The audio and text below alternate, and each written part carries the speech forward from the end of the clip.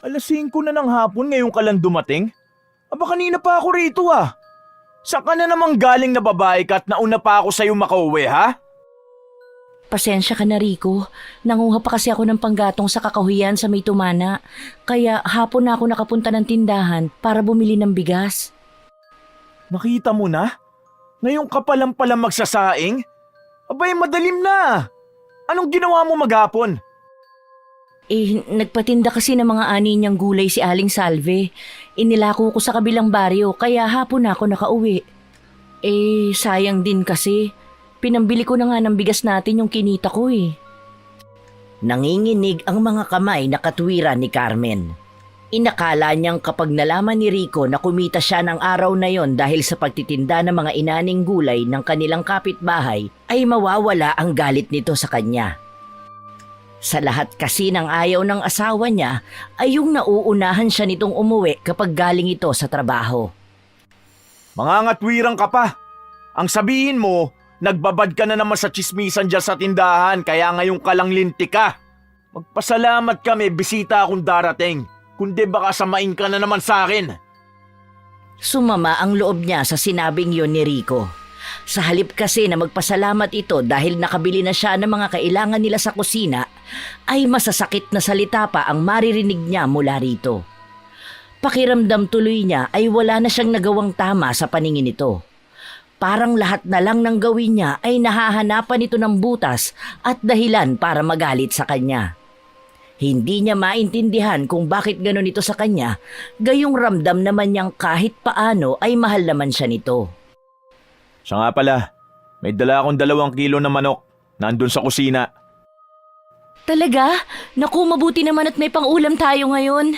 2 itlog na maalat lang kasi nabili kong ulam sa noodles eh. Anong ulam ang pinagsasasabi mo dyan? Pulutan namin yan ng mga bisita ko, tanga. Ha? Ay, pasensya na. Akala ko kasi para sa hapunan natin yung dala mo. Para kang patay gutom.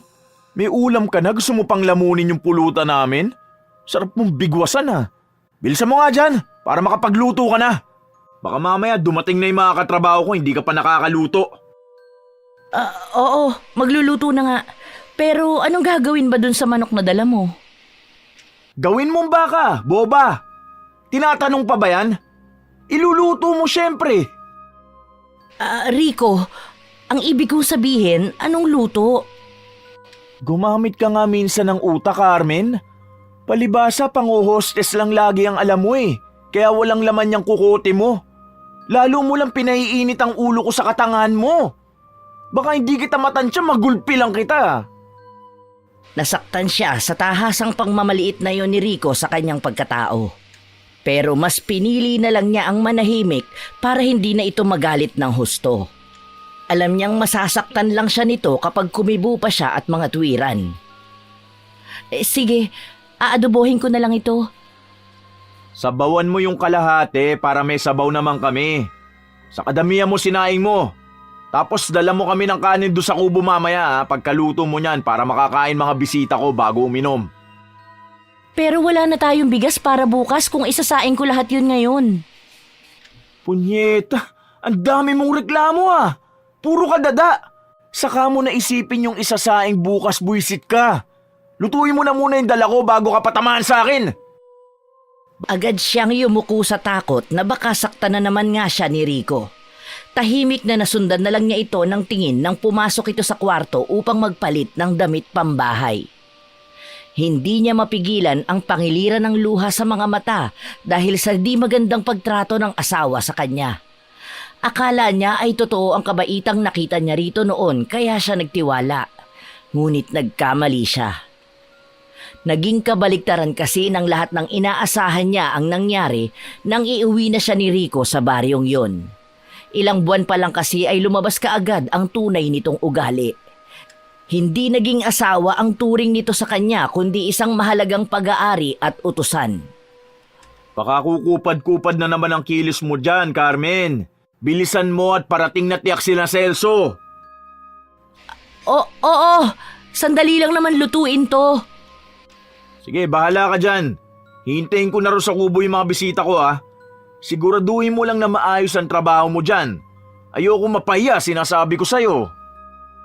Oo na, doon ka na sa labas para makapagpahinga ka na rin muna. Dadala na rin kita ron ng kape mo. Wag na, hintayin ko na lang yan niluluto mo. Habang nagluluto ay hindi maiwasang matakam ni Carmen sa amoy niyon. Kaya nang makaluto siya ay nagpasya siyang kumain na muna. Gutom na rin kasi siya sa maghapong paglalako niya ng mga inaning gulay ni Aling Salve. Sumandok siya ng kanin at naisipang kumuha ng tinola para ipang ulam. Naisipan din niyang hindi naman siguro mapapansin kung babawas din siya ng ilang piraso ng adobo para may ulam sila kinabukasan. Ngunit namutla siya dahil sa magkahalong takot at gulat nang biglang sumungaw si Rico sa pintuan. Mabilis itong nakalapit sa kanya. Nagtalsikan ng pagkain mula sa kanyang bibig nang malakas siya nitong sampalin. Nabitiwan din niya ang hawak na pinggan ng pagkain. Kumalat ang lahat ng laman yon sa sahig. Sinong may sabi sa'yong pwede mong pakialaman ng pulutan namin, ha? Gaga ka? Ha? 2 piraso lang naman yung kinuha ko sa kakonting gulay, Rico. Gusto ko lang naman kasing tikman. Pasensya ka na. Lalong nairita si Rico nang mga tuwiran siya. Hinawakan siya nito sa buhok at pasabunot na idinukdok ang muka niya sa Tupperware ng itinabi niyang adobo. Inabutan niya kasi itong itinatago niya yon sa isang nakataob na kaldero. 2 piraso? Ano tong tinatago mong adobo, ha? Ano to? Nagtabi lang naman ako ng konti para pang ulam natin bukas eh. Punyemas, parang di ka pinapakain kung makaarte ka. Babawasan mo pa to, konti na nga lang. Hindi naman siguro nila mapapansin kung bumawas ako, Rico. Saka para sa atin naman yung itinabi ko. Paanong di nila mapapansin? Napansin ko nga. Gusto mo ba talaga ako mapahiya sa mga katrabaho ko mamaya, ha? Lintik ka talaga eh. Ligpitin mo na nga yan at baka dumating na sila. Napapahikbing pinulot ni Carmen ang mga nagkalat na pagkain sa sahig. Nanginginig ang katawan niya sa magkahalong takot at awa sa sarili. Sisipain pa sana siya ni Rico pero naudlot yon nang makarinig sila ng tunog ng tricycle na tumigil sa tapat ng kanilang tarangkahan. Tinapunan na lang siya nito ng matalim na tingin bago ito nagkukumahog na sinalubong ang mga bisitang kanina pa nito hinihintay. Oh, ba't kayo lang? Asan si Tukne? Ewan ko nga sa isang yun eh. Wala naman sa bahay nila nung dinaanan namin. Anak ng tinapang Tukne talaga yan oh. Sinabi ko nang dumiretso na lang dito eh. Si Boss Leo, akala ko ba malapit lang dito sa inyo umuwi yun? Ba't wala pa? May pupuntahan pa raw sabi sa akin kanina nung pinuntahan ko sa dating bahay ni Tandang Ipe. Iniwanan na nga sa akin yung pambili ng toma natin eh. Nagkatinginan sina Celso at isa pang kasama nito. Bumakas sa mga mata ng dalawa ang magkahalong pagkabigla at pagtataka. Ang tinutukoy kasi ni Rico na Tandang Ipe ay ang kilalang albularyo sa kanilang baryo na namatay sa karumal-dumal na paraan. Natagpuan itong walang buhay malapit lang sa mismong bahay nito sa Tumana na katabi ng medyo malawak na kakahuyang malapit lang kina Rico. Wakwak ang leeg nito at maputla na, sanhi ng pagkaubos ng dugo. Luwarin ang bituka at nawawala ang ilang bahagi ng laman loob ng matanda. Sa bahay ni Tandang Ipe ba na albularyo? Bakit dun tumira yun Ang dami namang mauupahan sa bayan. Bakit pa siya uupa? Siya na yata ang bagong may-ari ng bahay at iba pang naiwang ari-arian ng matanda. Teka, kamag-anak ba niya si Tandang Ipe? Malay ko. Pero ang pagkakaalam ko walang asawa yung matandang yon nung mapadpad dito at makabili ng mga ari-arian. May sabi-sabi nga nung maliit pa ako na iniwan daw si Tandang Ipe ng asawa niya dahil sa pagiging manggagamot nito. Ang pamilya raw kasi nung matanda ang madalas gantihan ng mga nakakalaban nitong mga maligno at mga mangkukulam. Ganun ba? Pero palagay ko, kamag-anak ni boss ang matandang yun eh. Baka siya yung tagapagmana ng albularyong yun. Bah, malaki rin ang naiwang ari-arian noon, di ba? Oh, anong problema kung kamag-anak siya o tagapagmana ng matanda? Di naman niya tayo kaagaw sa mga mamanahin niya para mag-alala tayo. Ang mahalaga, may trabaho tayo ngayon. Sa bagay, Mas napaganda nga yung ganito eh. Naging dikit na kayo, nagkatrabaho pa tayo. Tama. Kaya mas mabuti na yung malapit siya sa atin kaysa malayo. Galing mo talaga pagdating sa ganyan diskarte, pre. Buti naging dikit natin si Foreman. Mas mapapalapit tayo, mas mainam. Hindi tayo magkakaproblema. Mismo pare. Kaya chill ka lang. Tuloy lang ang ligaya hanggat dikit natin si boss. Malakas ang mga boses ni Rico kaya rinig na rinig ni Carmen ang mga ito. Hindi tuloy niya maiwasang mapaisip kung bakit tila porsigidong-porsigido ang mga itong maging kadikit ang sinasabi nitong foreman.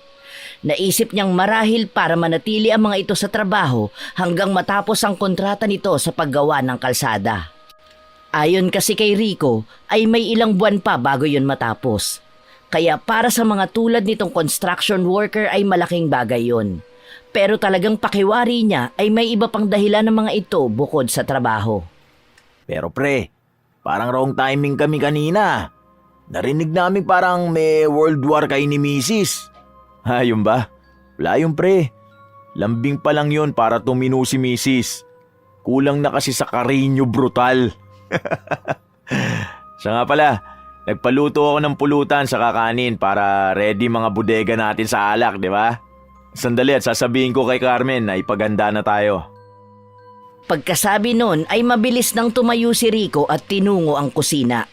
Agad naman pinahid ni Carmen ang luha sa mga mata nang marinig na paparating ang asawa. Oh, anong kadramahan na naman yung paiyak-iyak mo? Kanina ka pa rito eh, hindi yung panilalabas yung pinaluto ko sa'yo. Alam mo, hindi ko alam sa'yo kung bakit wala kang kakusa-kusa. Gusto mo pa talaga yung inuutusan ka eh. Nagsasandok na nga ako. Nagsasandok na nga ako. Leche! Ang sabi mo, kahit kailan talaga makupad ka. Sagana ka kasi sa drama. Ayus-ayusin mo nga yung sarili mo ha. Bago magdilim ang paningin ko sa'yo't mabigwasan pa kita. Eto na nga eh. Hinahanda ko na. Tsaka tigilan mo na yung kadramahan mo at bilisan mo na ang kilos. Ilabas mo na yung mga niluto mo para makakain na kami. Tain na drama mo. Sige na, bumalik ka na sa kubo. Ako na lang ang maglalabas nito.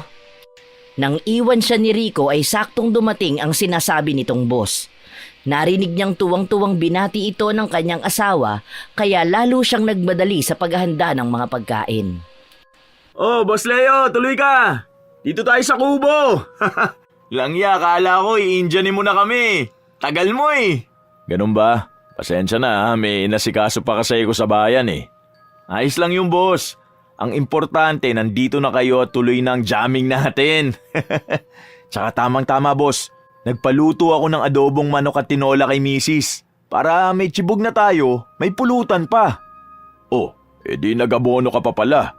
Pambili lang ng alak yung iniwan ko sa'yo ah. Siyempre boss, nakakaya naman kasi sa'yo kung sasagutin mo lahat. Sus, nag-abala ka pa. Bumili naman ako ng inihaw na bangus tsaka crispy pata sa bayan eh. Nakakahiya tuloy sa misis mo. Ba't kayo mahihiya? Bisita ko kayo. Ako ang bata sa bahay na to boss, kaya steady lang kayo. Yung crispy pata at bangus nyo, mamaya na natin tirahin yan pag umiinom na tayo. Paglabas ni Carmen ay bigla siyang natigilan nang makita ang bagong dating na bisita ni Rico. Bagamat medyo nakapwesto itong patagilid sa pintuan ng bahay na kinatatayuan niya, ay kapansin-pansin pa rin ang kakisigan nito. Hindi niya tuloy malaman kung tutuloy ba siya sa kubo o babalik na lang sa kusina dahil sa hiya. Pero nakita na siya ni Rico. Oh, ayun na pala ang tsibog natin eh. Carmen, ano ba? Ba't nakatayo ka pa dyan? Bilisan mo na't kanina pa namin yan hinihintay.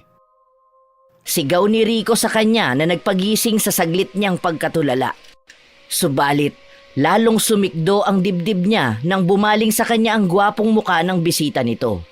Pakiramdam niya ay parang tumigil ang kanyang paghinga at tila nagkaroon ng maliliit na mga paru-paro sa kanyang sikmura nang magtama ang tingin nila ng lalaki. Nakita niyang saglit na tumiim ang mga mata nito habang nakatingin sa kanya. Ah, siya nga pala boss. Misis ko, si Carmen. Magandang gabi po, misis. Kumusta po kayo? Mabuti naman. Mukhang swerte ka sa asawa, Rico ah. Maganda at masikaso na eh. Mabait pa. Boss, syempre naman. Di tayo pipili ng lugi tayo, no? Saka, di lang naman akong swerte sa kanya. Swerte rin naman siya sa akin. Wala na rin siya makikitang tulad kong gwapo na, seryoso tapat pa. Di ba, Carmen? Oo naman. Swerte naman talaga ako sa'yo. Napipilitang sang-ayon niya habang inilalapag niya sa mesa sa tapat nito ang kanyang mga dalang pagkain. Nang mailapag na niya ang mga ito ay hinila siya ni Rico para paupuin sa tabi nito. Inakbayan pa siya nito at bahagyang pinisil sa balikat. Ngunit pakiramdam ni Carmen ay lalo siyang pinagmamasdan ng kanilang bisita. Tila pinag-aaralan nito ang kilos at reaksyon niya. Oh, narinig niyo yun? Asawa ko na nagsabi niya na. Sa panahon kasi ngayon, halos wala nang gwapong nagseseryoso sa babae. Karamihan hit and run na lang ang ginagawa. Yun bang tatakbuhan na yung babae pagkatapos matikman? Tama si Rico, boss. Tsaka karamihan sa mga gwapo ngayon, kundi check boy, gwapo na rin ang hanap. Nako, ang dami kong alam na ganyan sa syudad. Ikaw ba, boss? Huwag mo sabihing wala ka pang asawa. Sa gandang lalaki mong yan imposibleng wala. Nabigla si Carmen sa tanong na yon ni Rico. Hindi tuloy niya naiwasang mapatingin sa mukha ng kaharap nilang si Leo.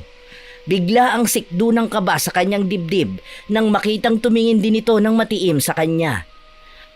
Pigil ang hiningang hinintay niya itong sumagot. Subalit napatuwid siya ng upo nang marinig ang sinabi nito. Pakiwari niya noon ay biglang nanghina ang kanyang tuhod. Meron na, pero iniwanan ako. Anak ng patula naman? Ang tanga naman ng babaeng yun. Para lang siyang umayaw sa grasya dahil hindi na siya makakahanap pa ng katulad niyo, boss. Nairita si Carmen sa tila panggagatong ni Rico kay Leo. Bakas kasi sa malamlam nitong mga mata ang tinatagong sakit sa damdamin na tila kay tagal na nitong iniinda. Lalo pa siyang nainis nang dumagdag pa sa panunulsol ang kaibigan ni Rico na si Celso. Siya nga naman, boss. Alam niyo kasi yung mga tulad niyong gwapo at seryoso sa babae, endangered species na. Malapit na maubos sa mga katulad niyo eh. Tama. Kaya dapat sa mga ganong babae, boss, ibinabaon na sa limot. Tsaka paniguradong nakahanap na yun ng katapat niya. Baka nga nagsisisi na ngayon yun dahil pinakawalang ka pa. Napatingin si Leo kay Rico dahil sa sinabi nitong yon. Hindi tuloy niya napigilan ang pagdaloy ng isang masakit na alaala sa kanyang nakaraan. Dahil lang sa pagsunod sa huling habili ng kanyang lola, kaya nagpakasal sa kanya ang kanyang asawa. Malaki kasi ang utang na loob ng pamilya nito sa kanila. Nung una ay tutol siya sa kasunduang yon dahil sa agwat ng kanilang edad. 17 pa lang kasi ito noon samantalang siya ay 25 na. Bagamat matagal na siyang may lihim na pagtingin dito ay wala itong ideya sa tunay niyang damdamin. Hindi niya yon ipinahahalata dahil sa takot na baka iwanan din siya nito kapag nalaman nito ang itinatago niyang lihim. Nangangamba rin siyang baka hindi sila pareho ng nararamdaman. Bagay na napatunayan niya nang takasan siya nito sa mismong gabi ng kanilang kasal. Matapos nitong maibigay sa kanya ang sarili ng gabing yon, ay hindi na niya ito nakita nang magising siya ng madaling araw. O boss, mukhang nagre-reklamo na sa inyo yung baso ah. Nilulumot na raw siya sa tagal niyong tumagay. Anak ng patis, na-stock up na pala dito sa harap ko. Pasensya na ah, nawala sa loob ko. Huwag niyo na kasing iniisip yung walang kwenta niyong asawa, boss. Mag-happy-happy na lang tayo. Tama. Kahit masaklap ang buhay, ituloy lang ang tagay. Pero sa totoo lang, boss, sa akin di pwede yung gano'n na iiwan ako basta sa ere ng asawa ko. Lintik lang ang walang gante dahil titiyakin kong susundan siya ng ngit-ngit ko kahit sang lupalo pa siya magtago. Bahagyang kumuyom ang palad ni Leo sa mga sinabi ni Rico. Otomatikong napasulyap siya sa mukha ng katabi nitong si Carmen. Parang gustong manikip ng kanyang dibdib sa awa nang makita ang pagkailang sa mukha nito. Halata sa mukha nito na hindi na ito komportable sa nagiging usapan nila, lalo na sa mga salitang lumalabas sa bibig ni Rico. Wala na ba kayong kailangan, Rico? Inaantok na kasi ako eh. Wala na. Sige na, mabuti pang ang pumasok ka na sa bahay. Istorbo ka rito eh. Hindi na hinintay ni Carmen na ulitin pa ni Rico ang sinabi nito. Agad na siyang tumayo dahil baka lalo pa itong mairita sa kanya. Pakiramdam niya ay napapansin na rin ito ang mga malalagkit na tingin ng mga bisita nito sa kanya, lalo na si Leo.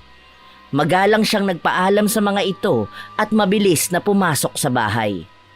Nagtuloy siya sa kanilang silid at inilatag ang pagal niyang katawan sa kanilang munting papag na nasasapinan ng manipis na kutsyon. Habang nakahiga at nagpapaantok ay naririnig niya ang usapan sa labas. Maiba pala ako. Nangangalahati na tayo ng iniinom eh, wala pa si Tukne. Tadong yun ah, ninjan tayo. Siya yung una nagyaya tapos siya yung wala. Kaya mo na. Baka may mas mahalagang inaasikaso lang yung tao. Marami pa namang pagkakataon na magkakaharap tayo ng ganito. Siya nga naman Rico, matagal pa naman dito si boss eh. Tsaka ayos lang yun. Nandito naman si Ambo. May payaso pa rin tayo. Patapos na ang inuman nila ay hindi pa rin dumarating si Tukne, bagay na ipinagtaka ni Rico. Sa kanilang magkakatropa kasi, si Tukne ang pinakagustong makaharap sa inuman ang bagong boss nila. May pagkasipsip kasi ang kumpare niyang yon at may kayabangan sa katawan. Mahilig itong dumikit sa mga nakakataas dito at sa mga taong may koneksyon. Oh, mauna na ako sa inyo Rico ha. Kailangan kong magpunta kay engineer ng maga bukas eh. Sige boss, salamat sa toma at pulutan ha. Sa ulitin. Ready lagi itong kubo ko. No problem yun. Next time uli. Nang wala na si Leo ay malagihay ng tumayo sina Ambo at Celso. Namumungay ang mga matang nagpaalam na rin ang mga ito kay Rico. Paano bre? Sibad na lang kami nito si Ambo ha. Hindi na naman tayo sinipot ni Tukne. Tapos sinibatan pa tayo ni boss. Sige pre, ingat kayo. Nang makalabas na ang mga bisita ay tumayo na rin si Rico para iligpit ang kanilang pinag-inuman. Alam niyang magugulat kinabukasan si Carmen pag nagising itong malinis na ang kubo. Hindi kasi niya ugaling magligpit ng kalat nila mula pa nang magsama sila ni Carmen. Ngunit ngayon ay gusto niya itong sorpresahin. Tinablan siya kanina sa sinabi ng boss niyang si Leo. Aminado ito sa mga pagkukulang nito sa asawa. Hindi tuloy niya naiwasang maisip na baka ganun din ang mangyari sa kanila ni Carmen. Dahil sa samot-saring emosyon na biglang lumukob sa kanya, ay hindi niya tuloy na malayang nagising na pala si Carmen. Ay, naku, pasensya ka na napahimbing ng konti yung tulog ko. Hindi ko tuloy na malaya na tapos na kayo mag-inuman. Ako na lang dyan. Ako na lang. Hindi naman ako lasing kaya yakang-yaka ko na to. Tsaka tapos na rin naman ako rito eh. Pero ayos lang ba sa'yo? Mas ayos kung ititimpla mo ako ng kape. Sandali, isasara ko lang yung tarangkahan. Sige. Napapakunot ang noong nasundan na lang ng tingin ni Carmen si Rico nang lumabas ito para isara ang kanilang tarangkahan. Subalit napatakbo siya palabas nang marinig niya ang malakas na kalabog sa kanilang bakuran. Rico? Ano yun? Wala. Binato ko lang yung lintik na asong nakapasok dito sa bakuran natin. Ganun ba? Natakot naman ako sa'yo. Akala ko kung napano ka na. Ayos lang ako, ano ka ba? Ako pa ba nga alalahanin mo barakong-barako yata to? Natatawang biro ni Rico sa kanya. Nakangiting ipinakita pa nito ang muscle nito sa braso na labis na naman niyang ipinagtaka. Ni minsan kasi ay hindi pa ito nagbiro ng ganon sa kanya. Sanay siyang palagi itong galit, lalo kapag nakainom ito o kaya ay pagod. Sandali iigpitan ko lang yung pagkakasara ng pinto ng tarangkahan natin para hindi na makapasok yon. Rico, hindi kaya yung aso ni Katinding yun? Yung lumapa noon kay Tandang Ipe? Hindi, iba yung asong nakita ko. Di akong hindi aso dito sa baryo natin ang isang yon. Ganun ba? Kaninong aso kaya yun? Huwag mo na isipin yun. Di na makakapasok yun dahil sinara ko na maayos yung tarangkahan natin. Kaya matulog na tayo. Hindi na nakipagtalo pa si Carmen sa asawa. Nagtataka man sa tila bigla ang pagbabago sa kilos nito, ay nagpatianod na lang siya. Hindi siya tumutol ng akbayan siya nito at akayin papasok sa loob ng bahay. Teka, paano pala yung kape mong tinimpla ko? Sayang yun. Kaya mo na yun. Nawala na rin naman ako ng ganang uminom ng kape. Saka inantok na rin ako kaya magpahinga na tayo. May trabaho pa ako bukas eh. Dala marahil ng pagod at epekto ng alak ay agad na nakatulog ng mahimbing si Rico habang nakayakap sa kanya. Pipikit na rin sana siya dahil sa antok nang marinig niyang tila may naglalakad sa labas malapit sa kanilang silid. Gusto sana niyang lumabas para tingnan kung may nakapasok sa bakuran nila pero natatakot naman siya.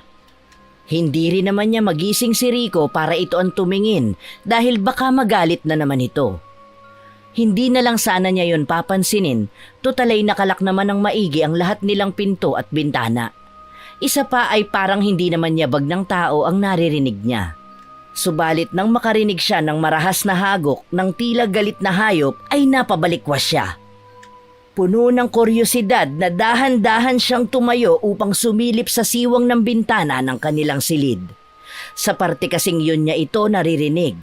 Ngunit gano'n na lang ang sindak niya nang makita ang isang baboy ramo na may kakaibang laki.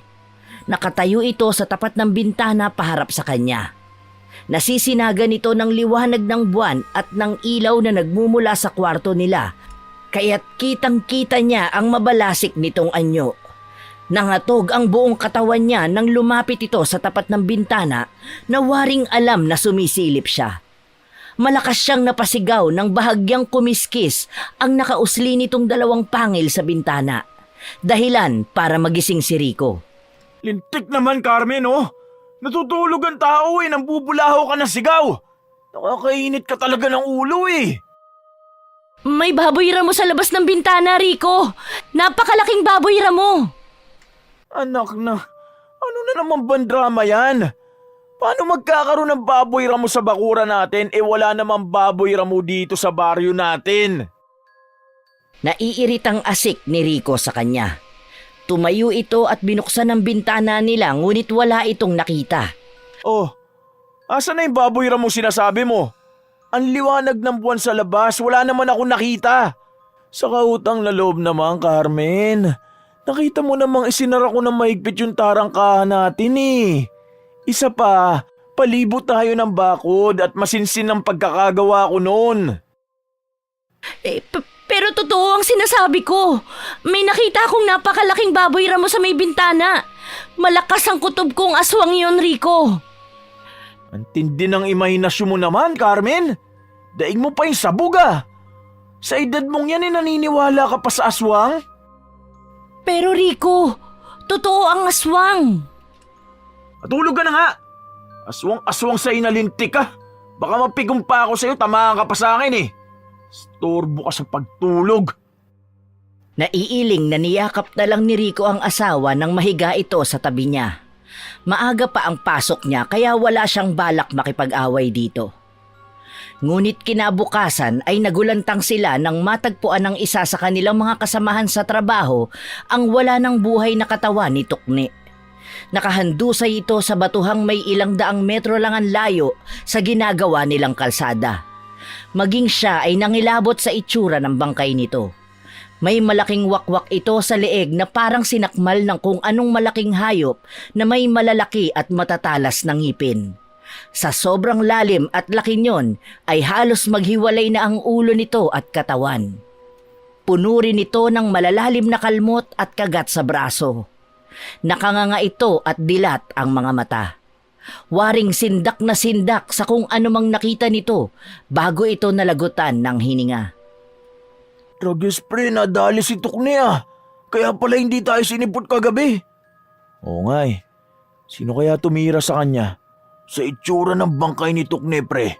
Palagay mo ba, tao ang yumari sa kanya? Sumagi sa isip ni Rico ang sinabi ni Carmen kagabi sa tanong na yon ni Celso. Naisip niyang baka totoo ngang aswang ang nakita nito kagabi. Isa pa, aswang din ang pinaghihinalaan ng kanilang mga kababaryo na salarin sa pagkamatay noon ni Tandang Ipe, kahit pa pinatunayan na ng autopsy na aso ang lumapa rito. Naaalala tuloy niya yung nakita nila ni na Celso at Tukne noon. Napapaisip nga rin ako eh. Di kaya totoo yung nakita natin noon? Nakitang ano? Sabay pang napalingon sina Celso at Rico nang marinig ang boses ni Leo mula sa kanilang likuran. Hindi tuloy nila napigilang hindi kabahan, lalo nang makita nilang tila napakaseryoso nito. Ngunit agad nakabawi si Rico. Nandyan na pala kayo, boss. Ano ba yung pinag-uusapan nyo? Tsaka bakit ang daming tao rito? Ano ba meron? Boss kasi, si Tukne. Oh, anong tungkol kay Tukne? Boss, may dumali kay Tukne kagabi. Bangkay niyang pinagkakaguluhan ng mga tao dun sa may batuhan. Ha? May tumawag na ba ng pulis? Sikap na raw bahala dun, boss. Siya na lang daw ang tatawag ng soko saka pulis. Mabuti naman kung ganon. Sabihan niyo yung mga kasama niyo na bukas na lang pumasok para maimbestigahan na maayos ang nangyari kay Tukne. Ako na lang magsasabi, boss. Bago pa nakasagot si Leo ay mabilis nang pinuntahan ni Rico ang mga kasamahang nakikiusyoso pa rin sa bangkay ni Tukne. Sinenyasan niya ang mga ito na wala silang pasok. Napilitan ang mga itong magsiuwi matapos ng ilang minuto pang pakikiusyoso. Naiwan silang tatlo ng boss niya at ni Celso upang hintayin ang mga otoridad. Boss, naniniwala ba kayo sa mga kakaibang nilalang tulad ng mga aswang? Bakit mo na itanong? Palagay ko kasi totoo sila eh. Para kasing aswang ang pumatay kay Tukne. Hindi magagawa ng ordinaryong kagat ng hayop yung ganung wakwak sa leeg niya. Pero nagtataka lang ako, kung totoong may aswang, ba't si Tukne ang kinursunada?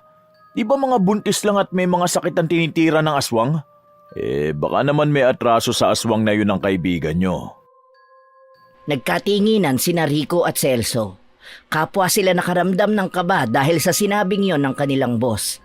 Lihim tuloy na naipagdasal ni Rico na sana ay walang kinalaman sa naging atraso nila noon ang pagkamatay ni Tukne. Ba't parang bigla kayo natahimik? Pansin ni Leo sa naging reaksyon nila. Nagpalipat-lipat pa ang tingin nito sa kanila na waring naghihinala ng kung ano. Ha? Kwan, naiisip lang namin si Tukne, boss. Kawawa naman kasi yung nanay niya eh. Wala nang magbibigay ng pangtongits at pambingo. Ngising bawi ni Celso upang hindi maghinala si Leo na kinabahan sila. Malakas talaga kasi ang kutob niyang aswang ang pumaslang sa kaibigan nilang si Tukne. Akala ko natakot na rin kayo sa aswang eh. Boss naman, nagpapatawa ba kayo? Kung totoo mang may aswang, hindi namin yun uurungan itong si Rico. Talaga lang ha. Baka pag ikaw lang mag-isa makakita umurong yung itlog mo sa takot.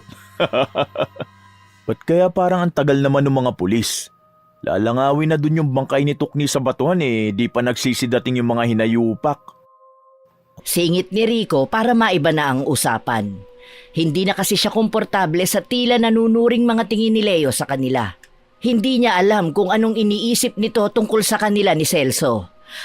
Baka nag-iisip ito na may kinalaman sila sa nangyari, lalo at sila ang huling nakasama ni Tukne nung hapon bago sila nag-inuman. Mabuti pa siguro umuwi na rin kayong dalawa. Ako nang bahala rito. Kung ganun mauna na kami sa'yo, boss. Kita-kits na lang tayo bukas. Tumangulang si Leo at madilim ang mukhang hinatid ng tanaw ang dalawa habang papalayo. Natitiyak niyang may kakaiba sa palitan ng tingin ng dalawa kanina. Tila may sikretong itinatago ang mga ito at yon ang gusto niyang alamin. Samantala, naisipan naman ni Carmen na manguha ng mga gulay sa kakahuyang malapit sa gilid ng tumana nang yumaong si Tandang Ipe. Pauwi na siya nang maagaw ang pansin niya ng isang kakaibang bato sa gilid ng daang palabas ng kakahuyan. Pinulot niya yon para sipating mabuti. Mabilog yon na parang hole na sinlaki ng duhat. Kulay itim din ito at makintab. Mukha itong itim na perlas kaya naisipan niyang iuwi sa kanila. Dahil wala siyang bulsa ay isinuksok niya yon sa kanyang bra. Punyeta naman! Saan ka na naman bagaling, Carmen? Tanghali na hindi ka pa pala nakakaluto ng ulam. Alam mo namang umuwi ako rito ng tanghalian Maaga pa naman, Rico. 9:00 pa lang naman. Sakto lang para sa pagsasaing ng tanghalian. Mga ngatwirang ka na naman! Saan ka nga kasi galing? Sa kakahuyan, nanguha lang ako ng mga gulay sa kakonting panggatong. Di ba sinabihan na kitang wag na wag ka nang pupunta ron? Ang tigas talaga ng ulo mo!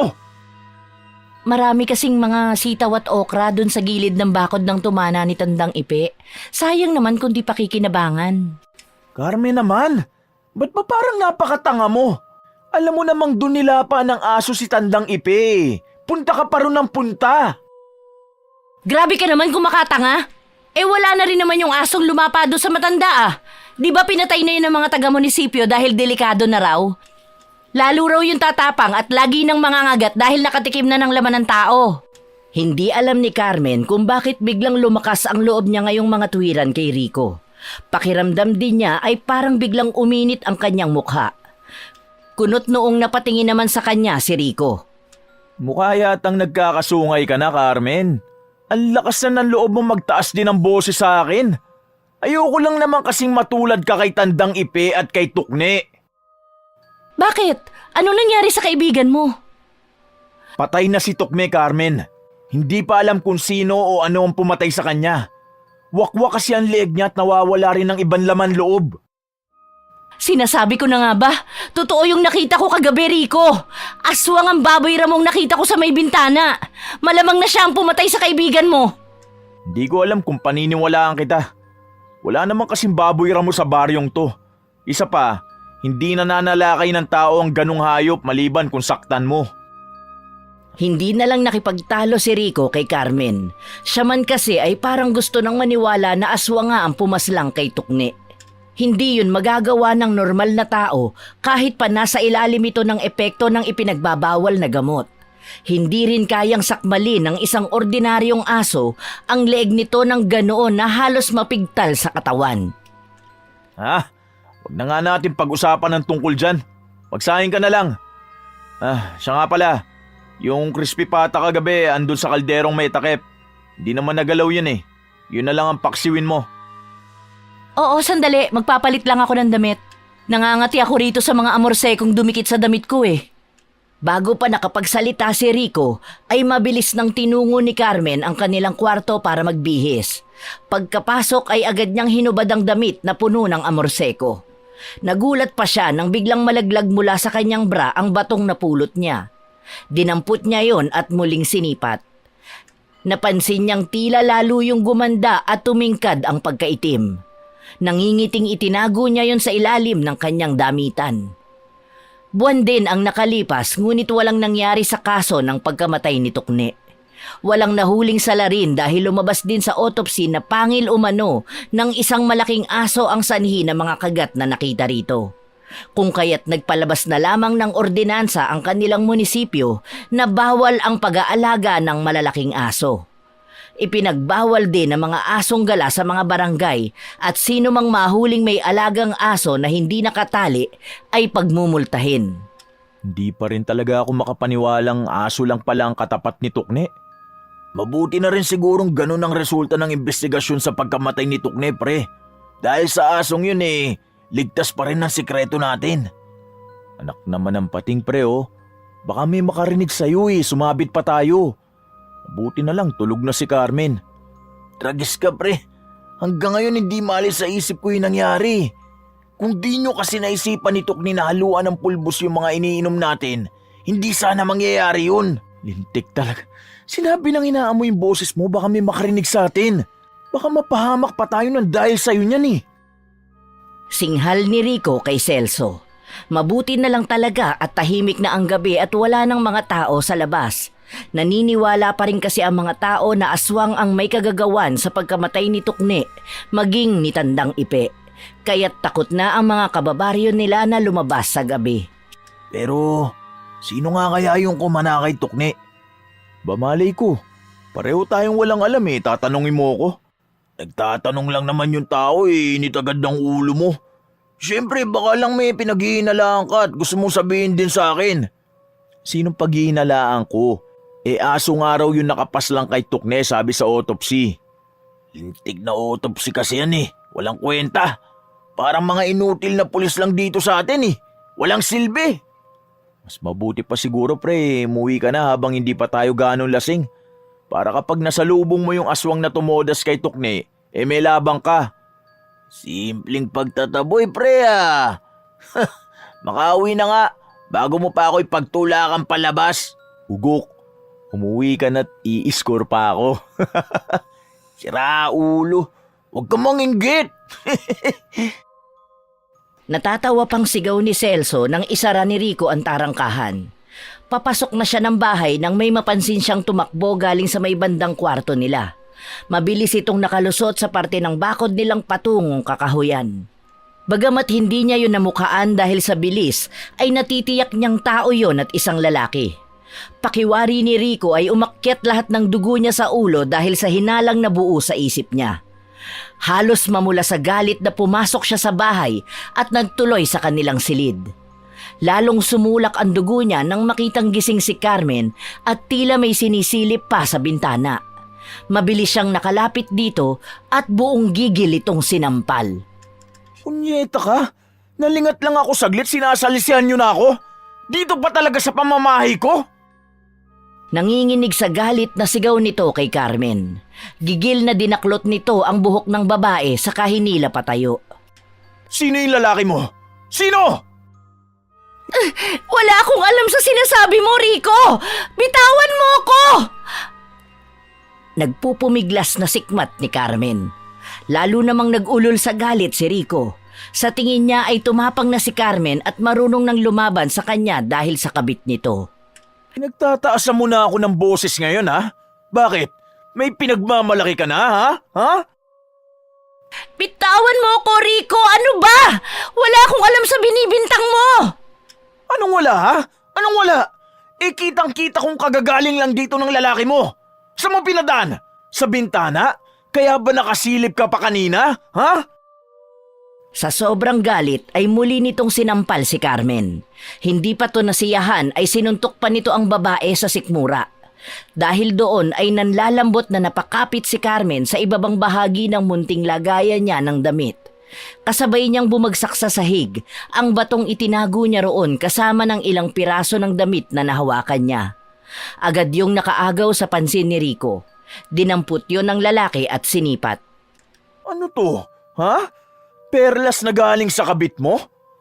May aswang ka pang nalalaman Yung pala ibang aswang ang kinakalantari mong haliparot ka. Muling singhal nito sa nakalupasay ng si Carmen.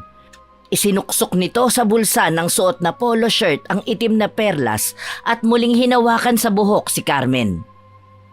Ano? Magsisinungaling ka pa? Hindi mo pa rin sasabihin kung sino yung lalaki mo? Tama na, Rico! Maawa ka sa akin! Wala talaga akong alam sa sinasabi mo. Kaya lang naman ako sumilip sa bintana kasi nakarinig ako ng mga yabag. Pero wala akong lalaki, Rico! Maniwala ka! Para namang biglang nahimasmasan si Rico. Nakaramdam siya ng awa kay Carmen nang makita ang mga luha nito.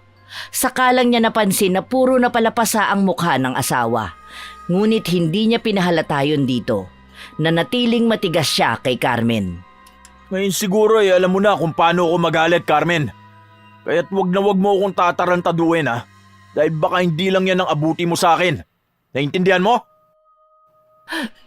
Oo, Rico. Naiintindihan ko. Mabuti naman kung ganon. Sige na, ayusin mo na yung sarili mo at pagkatapos matulog ka na. Muling asik ni Rico kay Carmen bago ito lumabas ng silid.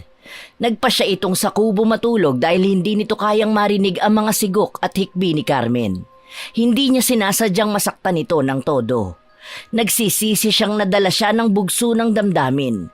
Ganon naman lagi ang nararamdaman niya tuwing nasasaktan niya si Carmen. Pero ngayon ay tila sumobra ang pananakit niya rito, bagay na lihim niyang pinagsisisihan. Hanggang sa tangayin siya ng antok, ay yun pa rin ang nasa isip niya. Hindi na niya namalayan nang biglang kumislap ang laman ng bulsa sa kanyang dibdib.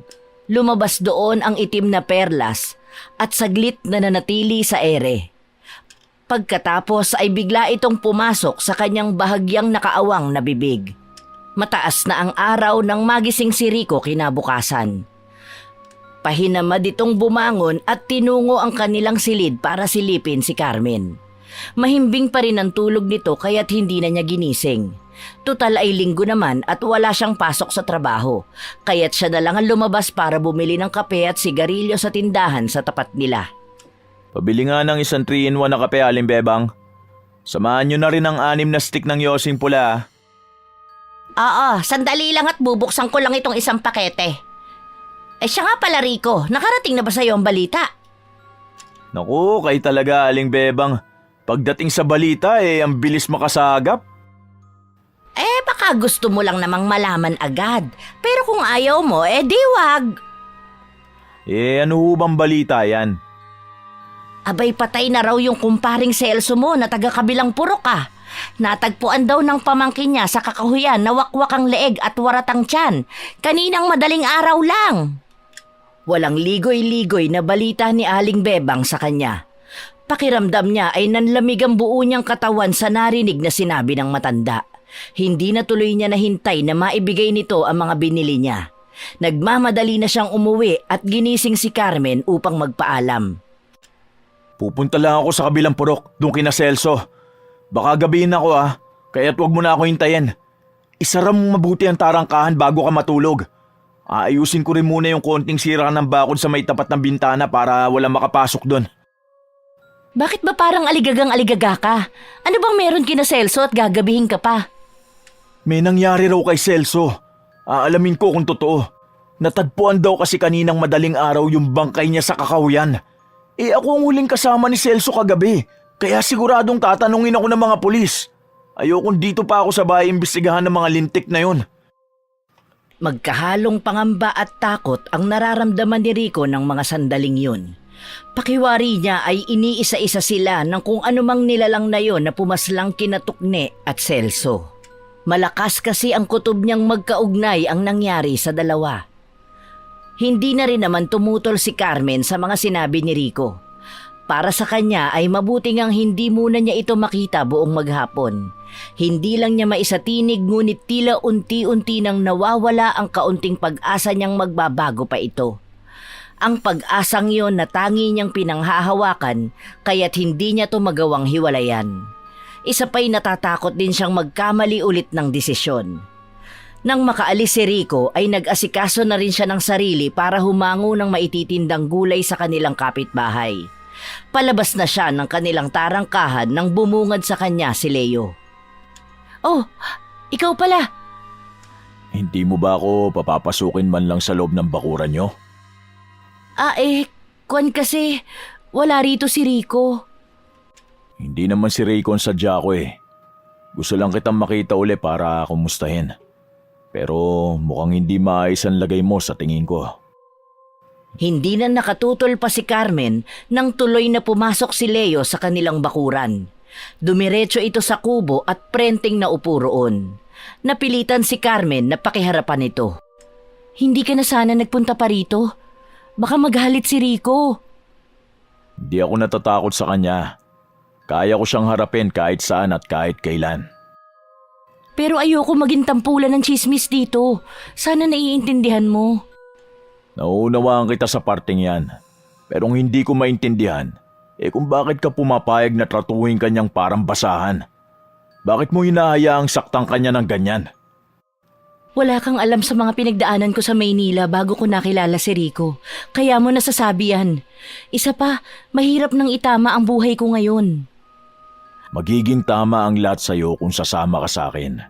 Kaya kitang bigyan ng pagmamahal na hindi sakim at mapanakit. Umalis ka na, parang awa mo na. Ayokong magkaproblema na naman kami ni Rico. Aalis ako ngayon. Pero pag-isipan mo ang mga sinabi ko. Maghihintay ako sa desisyon mo. Naguguluhang nasundan na lang ni Carmen ng tingin ang papalayong si Leo. Hindi niya maintindihan kung ano ang gusto nitong palabasin. Bakit kailangan lumapit pa ito sa kanya? Alam niyang sa ilang buwan nitong pananatili sa baryong yon ay batid na nito ang mga tungkol sa kanyang mga hindi magandang pinagdaanan sa Maynila. Hindi yun lingid sa buong baryo dahil na rin kay Rico. Si Rico na rin kasi mismo ang nagkwento sa mga kaibigan nito kung anong trabaho niya noon at paano siya nito nakilala. Maghapon namang tumulong si Rico sa pamilya ni Celso sa pag-aasikaso ng bangkay nito. Tulad ng inaasahan niya, naitanong ng mga pulis kung sino ang huling nakasama nito nung gabing yun bago ito natagpo ang patay. Sinabi naman niya ang lahat ng impormasyong kailangan ng mga otoridad para sa investigasyon ng kaso. Nakiramdam din siya sa pamilya ni Celso kung sino ang pinaghihinalaan ng mga itong salarin sa nangyari. Madilim-dilim na nang maisipan niyang umuwi. Dumaan muna siya sa tindahan ni Aling Bebang para kunin ang mga binili niya nung umaga. Oh, Rico! Ginabi ka na yata kina Celso. Hinatid na ba sa bahay nila yung bangkay niya? Hindi pa eh. Katatapos lang kasi kaninang hapon ng autopsy sa bangkay niya kaya ngayon lang inaayos sa punerarya. Abay, matagal din palang pag-autopsy ano? Oh, nakita mo man lang ba yung itsura ng bangkay ng kumpare mo? Hindi na. Saka ayoko na rin naman makita. Nako, ang sabi kalunos-lunos daw yung itsura ni Celso. Palagay ko aswang ang dumali sa kumpare mong yon. Nako, kumana na naman kayo ng haka-haka niyong yan. Yung binili ko kanina pala, nasa na? Tinadaan niyo ako sa chismis eh. Eto na, ikaw naman, nagkukwento lang naman ako Wala namang masama siguro doon, di ba? Ay, siya nga pala, maiba ako. Bantayan mong maigi ang asawa mo, nako! Baka hindi mo namamalayan inaaswang na rin pala. Otomatikong kumunot ang noo ni Rico sa sinabi ni Aling Bebang. May mali siya kasi siyang nahimigan sa pagkakasabi nito. Para bang iniinsulto siya na di niya mawari. Anong ibig niyo sabihin inaaswang, Aling Bebang? Wag mo na sanang sasabihin kay Carmen na sa akin ang galing to, ha? Pero alam mo na, nagmamalasakit lang naman kasi ako. Nakita ko kasing may gwapong lalaking nanggaling sa bahay niyo kaninang pag-alis mo. Nako, ang tagal bago ko nakitang umalis Agad nangatal ang buong kalamnan ni Rico sa matinding galit at selos. Tiimbagang nitong tinalikuran ng matanda at madilim ang mukhang naglakad pa uwi. Marahas nitong itinulak ang tarangkahan at mabilis na pumasok sa bahay. Agad nitong sinampal si Carmen nang mabungaran nito sa loob.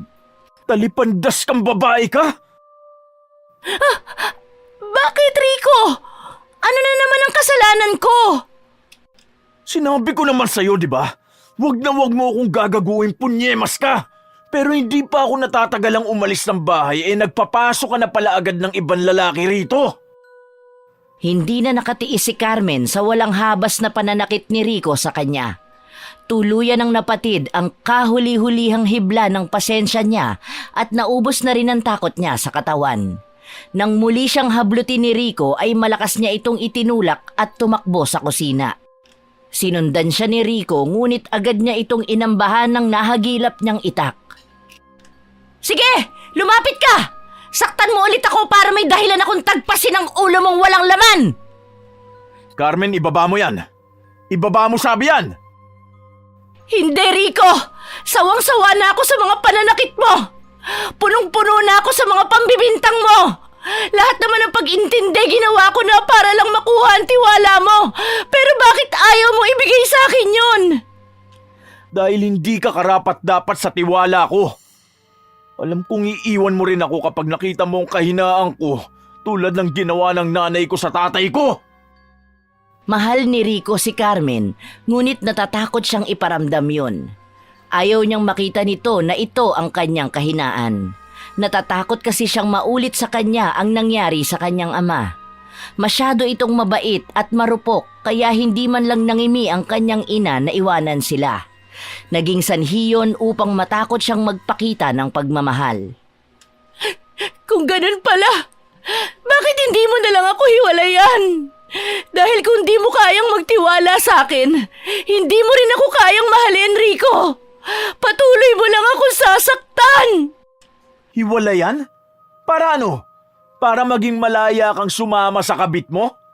Hindi ako tanga para gawin yon, Carmen. Pwes, hindi na rin ako tanga para hayaan ka pa nasaktan ulit ako. Matiim na napatingin kay Carmen si Rico. Bakas niya sa maamo nitong mukha ang paghihimagsik ng loob sa kanya. Bahagya siyang nakaramdam ng pagkabahala. Kung magiging marahas pa siya, ay tila hindi ito mangingiming lumaban na sa kanya. Hindi niya gustong masaktan pa niya itong lalo, kaya't pinilit niyang ikalma ang sarili. Baka tuluyan ang mawala sa kanya ito at hindi niya yon kakayanin. Madali akong kausap ngayon, Carmen. Hindi ka masasaktan basta tiyakin mo lang na hindi mo ko gagawing pendeho na may ipot sa ulo. Dahan-dahang ibinaba ni Carmen ang itak nang makitang kalmado na si Rico. Tila naramdaman din itong seryoso siya sa kanyang mga sinabi. Hindi na niya ito sinagot pa. Subalit buo na ang kanyang desisyon. Yun na ang huling beses ng pananakit ni Rico sa kanya. Nang bahagyang humupa ang galit, ay padarag na muling lumabas ng bahay si Rico. Pakiramdam kasi niya ay biglang nagsikip ang dibdib niya sa kakaibang init na lumukob sa kanya. Hindi niya mawari, pero pakiramdam niya ay nanunuyo ang lalamunan niya sa sobrang uhaw na hindi niya maintindihan. Tulirong naglakad siya ng walang tiyak na patutunguhan. Namalayan na lang niyang nasa loob na pala siya ng kakahuyang patungo kina Celso. Namataan niya si Ambo sa di kalayuan na mag-isang naglalakad galing kina Celso. Nakangising sinundan niya ito. Samantala, hindi inaasahan ni Carmen na darating si Leo pagkaalis ni Rico. Leo? Anong ginagawa mo rito? Huwag ka nang magtanong pa. Sumama ka na sa akin ngayon din. Nababaliw ka na ba? Gusto mo bang masira ang tahimik mong buhay dahil sa akin? Wala na rin namang masisira sa akin kung yan lang ang inaalala mo. Mag-isip kang mabuti, Leo, dahil ayokong masaktan ka. Mas nasasaktan ako sa patuloy na pagtanggi mo. Mas masakit sa akin makitang pinipili mo ang miserableng buhay kaysa sumama sa akin. Pero natatakot ako, Leo. Paano si Rico? Hindi ka naligtas sa kanya. Kaya't sa ayaw mo sa gusto, sasama ka sa akin. Huwag ka mag-alala dahil kaya kitang panindigan. Kaya kitang protektahan. Hindi na nakatutol pa si Carmen. Tutal ay wala nang mawawala sa kanya. Wala na rin siyang mapupuntahan sa sandaling iwanan niya si Rico. Naisip niyang yun na rin marahil ang pagkakataong ibinibigay ng tadhana para muli niyang mabuo ang kanyang sarili at maitama ang lahat ng pagkakamali niya. Bago pa dumating si Rico ay sabay na nilang nilisan ni Leo ang bahay nito. Madaling araw naman nang makauwi si Rico sa kanila. Agad siyang nagtuloy sa banyo para maglinis dahil pakiramdam niya ay nanlalagit siya at kating-kati. Hindi niya mawari kung bakit parang nanlilimahid siya at sobrang dungis. Tila may naaamoy din siyang malansa na parang amoy ng dugo na dumikit sa kanyang katawan. Wala na rin siyang damit pantaas at tanging ang itim na lang niyang pantalon ang suot niya nang makauwi. Hindi niya maalala kung saan niya naiwan ang kanyang damit. Matapos makapaglinis ay ipinasya niyang sa kubo ulit matulog. Alam niyang galit pa sa kanya si Carmen kaya't ayaw na muna niya itong istorbohin. Hindi na niya ito sinilip sa kwarto dahil sa sobrang pagod. Hindi na rin siya nag-abalang kumain dahil pakiramdam niya ay busog na busog siya. Dahil sa magkahalong puyat at pagod ay maghapon siyang nakatulog. Medyo madilim na nang magising siya. Agad siyang pumasok sa bahay para hanapin si Carmen. Nagtuloy siya sa kanilang silid upang tingnan kung naroon ito. Ngunit binundol ng kaba ang dibdib niya nang mapansing tila walang palatandaang natulog doon si Carmen. Lumabas siya ng bahay para hanapin si Carmen nang tawagin siya ni Aling Bebang. Hoy, Rico! Kanina pa kita inaabangan eh.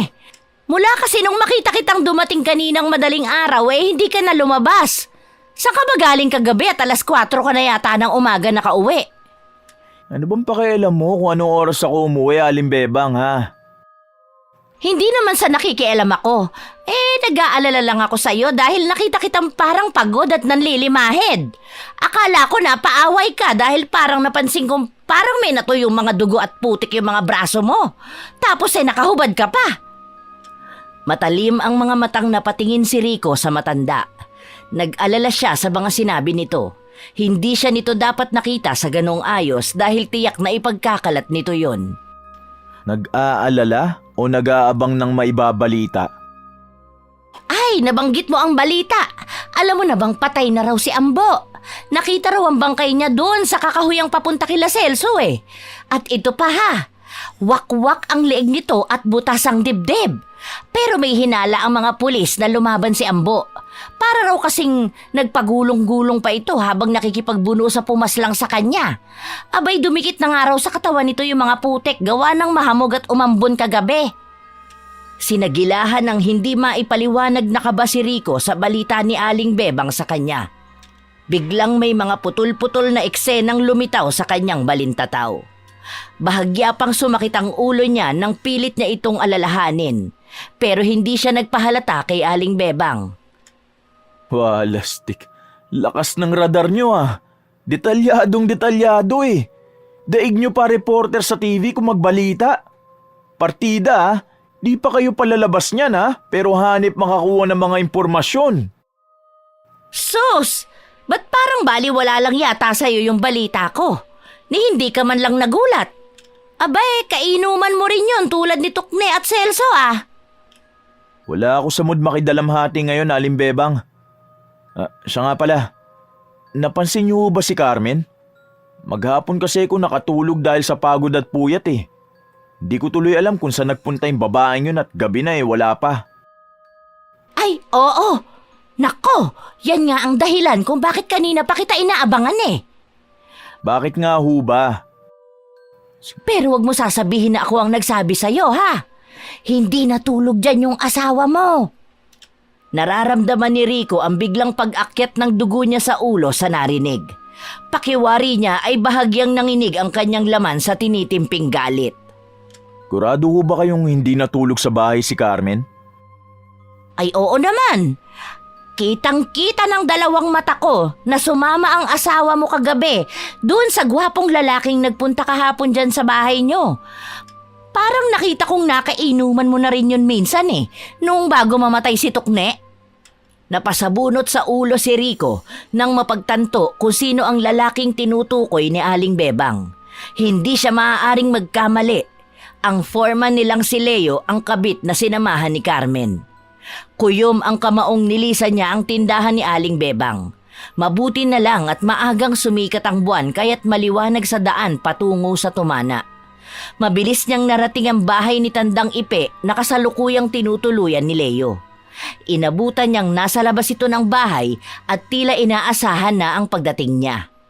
Nagdidilim ang paningin sa galit na agad niya itong sinugod ng suntok. Ngunit mabilis itong nakailag. Walang yakang animal ka? Ikaw palang hayop na pumipendeo sa akin? Ilabas mo ang asawa ko! Ilabas mo si Carmen! Wala kang asawa rito, Rico. May nakikita ka bang Carmen dito? Ulul! Carmen! Lumabas ka riyan! Lintik ka! Lumabas ka! Umalis ka na, Rico, habang nakakapagpigil pa ako. Lalong napikon si Rico sa maangas na asta ni Leo.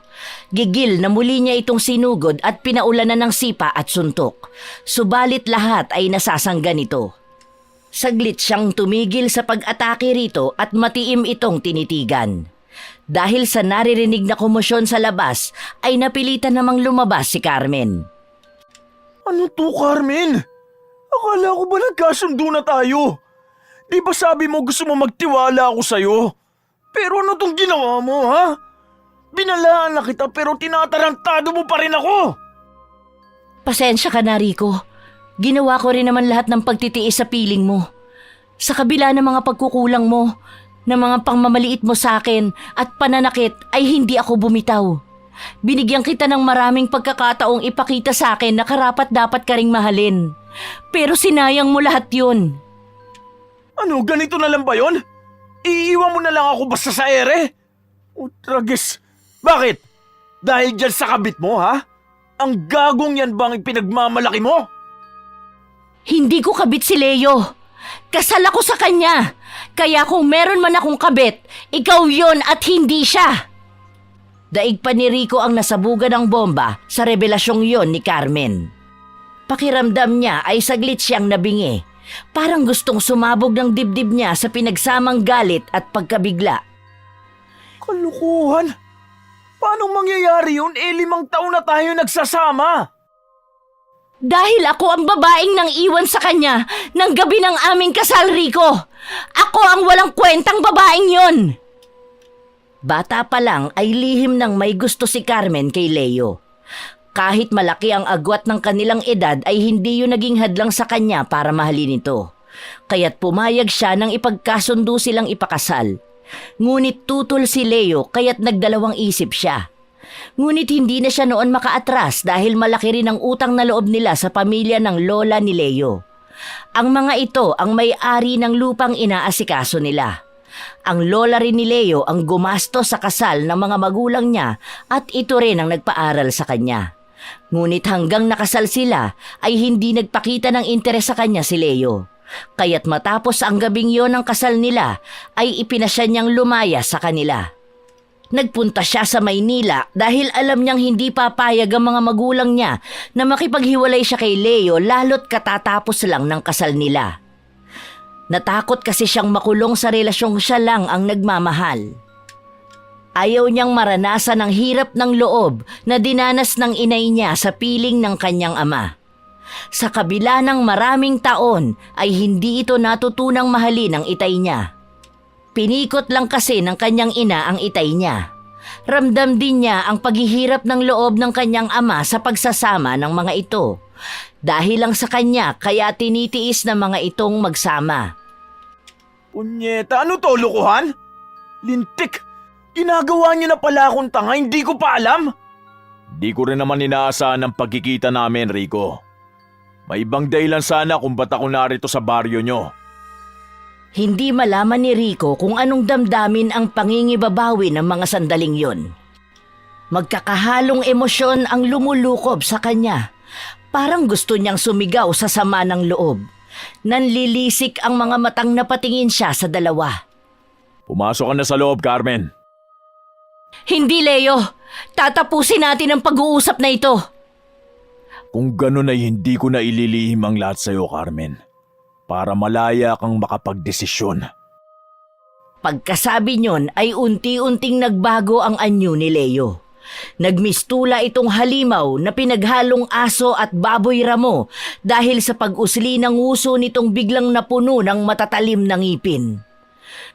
Nagkaroon din ito ng 2 mahabang pangil at matutulis na kuko. Bumalasik ang mga mata nito at napuno ng matitigas na balahibo ang mukha nito at braso. Sindak na napatanga sina Rico at Carmen. Leo? Aswang ka? Oo, Carmen. Ito ang dahilan kung bakit pinilit kong ilayo ang loob ko sa noon kahit mahal kita. Natakot kasi akong baka itakwil mo lang ako tulad ng ginawa ng pamilya ni Lola kay Lolo Ipe. Kung ganun, ikaw ang aswang na pumaslang kina Celso at Tukne. Halimaw ka! Ako nga, Rico. Bagay lang yun sa mga halimaw na tulad ninyo na pumapas lang ng inosenteng nilalang. Mga kriminal! Hindi ko alam ang sinasabi mo. Wala akong alam sa krimen na tinutukoy mo. Kayo na mga kaibigan mo ang pumaslang sa lolo kong si Tandang Ipe, mga animal. Masahol pa kayo sa halimaw. Nanlalaki ang mga mata ni Rico sa narinig. Kung ganon ay apo pala si Leo ng matandang albularyo na inakala ng lahat na nilapa ng isang asong gala. Subalit ang totoo, sila ang nakapatay kay Tandang Ipe, mahigit 6 na buwan na ang nakakaraan. Pare-pareho silang tatlo na walang trabaho at walang pera noon. Ngunit dahil sabik sa alak, ay naisipan nilang pumunta kay Tandang Ipe isang gabi. Alam kasi nila na gumagawa ito ng homemade na lambanog. Hindi naman naging maramot ang matanda at binigyan sila nito ng libreng lambanog na gawa nito mismo. Pagkatapos ay iniwan silang nag-iinuman sa bakuran nito. Nang wala na ang matanda ay inilabas niya ang pulbos na na-score niya sa isang kakilala. Pampalakas daw yon ng tama at pampagana sa pakikipagtalik. Inihalo nila yon sa lambanog. Dahil sa lakas ng tama ng alak na may halong pulbos, ay napagkamalan nilang baboy ramo ang matanda nang bumalik ito. Tinangka nila itong hulihin pero nanlaban ito, kaya't agad niya yung inundayan ng dalang punyal na gawa sa dilaw na tanso. Ngunit laking gulat nila nang bigla itong magpalit ng anyo. Sa takot na isumbong sila nito ay tinuluyan nila ang matanda. Bago umalis ay nilinis nila ang lahat ng ebidensyang magkakanulo na nanggaling sila roon. Apo ka ni Tandang Ipe? Paanong nangyaring... Paanong nagkaroon ng apong aswang ang isang mahusay na albularyo? Dahil aswang din siya, hangal!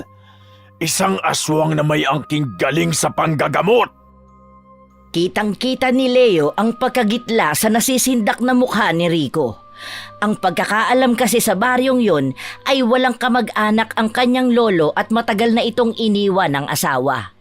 Ngunit ang totoo, si Tandang Ipi mismo ang umalis sa kanilang baryo sa probinsya dahil sa panggigipit ng pamilya ng kanyang lola. Natuklasan kasi ng mga ito ang tunay na katauhan ng lolo Ipi niya at hindi yun matanggap ng pamilya ng lola niya. Kaya't bago namatay ang lola niya, ay hiniling din itong puntahan niya ang lolo niya sa baryong yun. Subalit naging abala siya sa paghahanap noon kay Carmen, kaya't huli na nang makapagpasya siyang puntahan sa baryong yon si Tandang Ipe para tuparin ang kahilingan ng kanyang lola. Natagpuan kasi ang bangkay nito ng araw na dumating siya. Ngunit bilang isang aswang ay batid niyang may ibang salarin sa pagkamatay nito. Sa unang tingin pa lang niya ay alam na niyang walang kaugnayan sa pagkamatay ng lolo niya ang asong lumapa rito. Kung kaya't nagpasya siyang huwag magpakilala at manatili sa baryo. Gusto niyang bigyan ng hustisya ang pagkamatay ng kanyang lolo. Swerte namang naging kaibigan niya noon sa Maynila ang kontraktor na nakakuha ng kontrata sa paggawa ng kalsada sa baryong yun, kaya't nakiusap siyang siya ang gawing foreman upang malaya siyang makapag-imbestiga. Pero huwag ka mag-alala, Rico. Hindi lang ako ang aswang sa baryong ito. Anong ibig mo sabihin? Sumikat na ang buwan, Rico. Wala ka bang nararamdamang pagbabago sa sarili mo? Bilang kadugo ay amoy niya ang mutya ng pagkaaswang ng lolo niya na nasa katawan ni Rico. Nasindak naman si Rico nang mapagtantong puno na rin siya ng matitigas na balahibo sa braso at mukha. Subalit saglit lang ang sindak na yon. Unti-unti itong napangisi nang mapagtantong may laban na siya kay Leo. Hindi man niya alam kung paano siyang naging aswang ay hindi na mahalaga sa kanya. Mabilis niyang sinalakay si Leo. Napangisi siya nang mahagip niya ito sa dibdib ng kanyang matulis na kuko. Lalo siyang nasiyahan nang makitang pumulandit ang dugo nito sa nalikha niyang sugat. Nang muli siyang umatake ay nahawakan niya ito sa magkabilang balikat. Ngunit nahawakan din siya nito sa braso, kaya't nagkasukatan sila ng lakas. Bagong aswang ka lang, Rico. Malakas ka man sa akala mo, ay hindi mo pa rin kayang tulad ko na totoong aswang na may dugong albularyo. Lalong sumiklab ang galit ni Rico sa sinabi ni Leo. Itinodo niya ang lakas hanggang napaibabawan niya si Leo. Ngunit nagtaka siya nang sa halip na lumaban ay bumalik sa dati niyang anyo si Leo. Siya namang pagsulpot ni Aling Bebang kasama ang mga pulis. Malayo pa lang ay ramdam na ni Leo na may mga paparating kaya nagbalik ito sa anyong tao. Isang kakayahang wala pa si Rico. Hayun, Chip! Naku, baka mapatay na ng aswang yung kabit ni Carmen, Panginoon ko! Hindi na nagawang tumakas ni Rico nang ratratin siya ng bala ng mga pulis. Habang unti-unti itong nalalagutan ng hininga, ay narinig nitong bumubulong ng mahiwagang kataga si Leo. Tuluyang bumagsak si Rico nang isuka nito ang mutya ni Tandang Ipe. Sakalang din nakalapit ang mga otoridad na kasama ni Aling Bebang. Nagduda kasi ang matanda sa itsura ni Rico nang umuwi ito nung madaling araw. Lalo pa siyang naghinalang may kakaiba sa kapitbahay niya nang tila may malansang amoy ng dugo na sumisingaw sa katawan nito habang kausap niya sa tindahan. Naghinala siyang si Rico ang aswang. Marahil kakadayo nito ng inuman ay nayanggaw ito. Nang makita niyang may dumating na mga pulis sa bahay ni Rico ay nag-usyoso siya. Natagpuan pala kasi ang damit ni Rico na puno ng putik at dugo, di kalayuan sa bangkay ni Ambo. Kaya agad niyang itinuro sa mga otoridad ang bahay ni Tandang Ipe. Alam niyang posibleng naroon si Rico dahil doon nakatira ang kabit ni Carmen. Hindi muna sumama sina Leo at Carmen sa mga otoridad para magbigay ng pahayag. Sinabi nilang susunod na lang sila pagkatapos magpalit ng damit ni Leo. Nang wala na ang mga pulis ay lumapit si Leo kay Carmen. Ngayon ay malaya ka na makapagdesisyon, Carmen. Mauunawaan ko kung hindi mo ako matatanggap. Kahit suko hanggang langit ang pagmamahal ko sa'yo, ay handa akong muli kang palayain. Hindi mo na kailangang gawin yun. Alam ko na ang lahat, kaya't buo na ang aking desisyon. Tanggap ko ang lahat sa'yo, maging ang lihim mong pagkatao. Nahiya lang akong bumalik sa'yo dahil hindi na ako tulad ng dating Carmen na nakilala mo. Kalimutan na natin ang mga nakaraan. Magsimula tayong muli, Carmen. Tumango si Carmen at pinulot ang perlas na lumabas sa katawan ni Rico. Gumuhit sa labi niya ang isang makahulugang ngiti nang yumakap kay Leo. Buo na ang pasya niya. Siya ang hahawak ng mutya ni Tandang Ipe. Siya ang susunod sa yapak nito bilang aswang na manggagamot.